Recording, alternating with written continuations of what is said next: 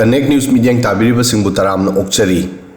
जिरीबामदा शांति पुरकनबा मैते अमदी मारगी मरक्ता साइन तौनखिबा पुंग कुनमरी की मनुंगदा अमुक जिरीबामगी लालपानी खुंदा अगस्त 2 की नुमिदांगदा कुकी खुलाई पाइबसिंगना राउंड कया नोमै कापसिनखिबा अमदी युम अनि मै थादुना अमुक हन्ना इरांग थोअल्लिबा असि लाइबक थीबनी मियामना चिंगनरंबदु चुमनख्रे ममै कोनबा जीवसिंगा चुमना वरी साबा यारोय मसिगिदमक हाना थेकपा अमा चंखिगनी जिरीबामगी लालपानीदा मैते सिंगी युम खक्तनी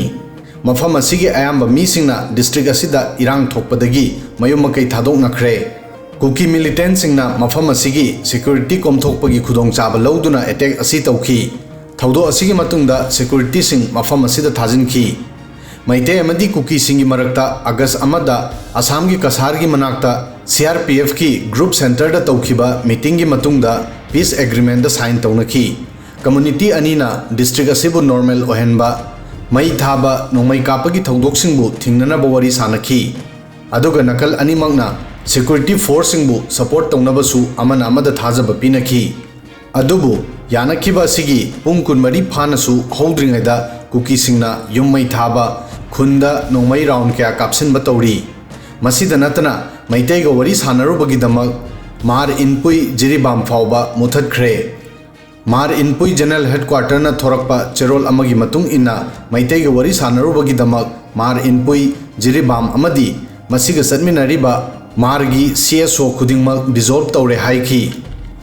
अगस्त अमदा मारगा मैतैगा तौनखिबा पीस एग्रीमेंट अदु मार इनपुई हेडक्वार्टर न मसक खंगदे हाइखी लोइनना मतुंग तारकपदा मार इनपुई जिरीबाम रीजन दा मार सिंगी महूत सिलगा गवर्नमेंट का वरी सानबा नत्रगा मखल अमतगी थबक थौरमसिंगदा चथबा यारोय हाइखी अदुगा करिगुम चथरमलबदी चपचाबा एक्शन लौखटकनी हाइना मार इनपुई जनरल हेडक्वार्टर की चेरोल असिना हाइखी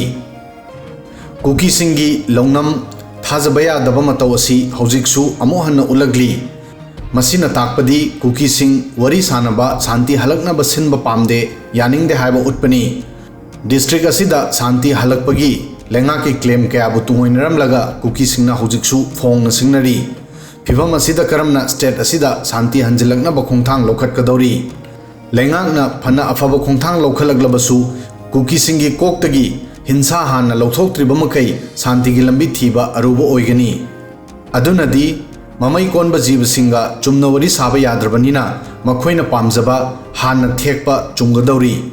वीडियो सिदा ngasi gi di matang asoi fawbadang thagasari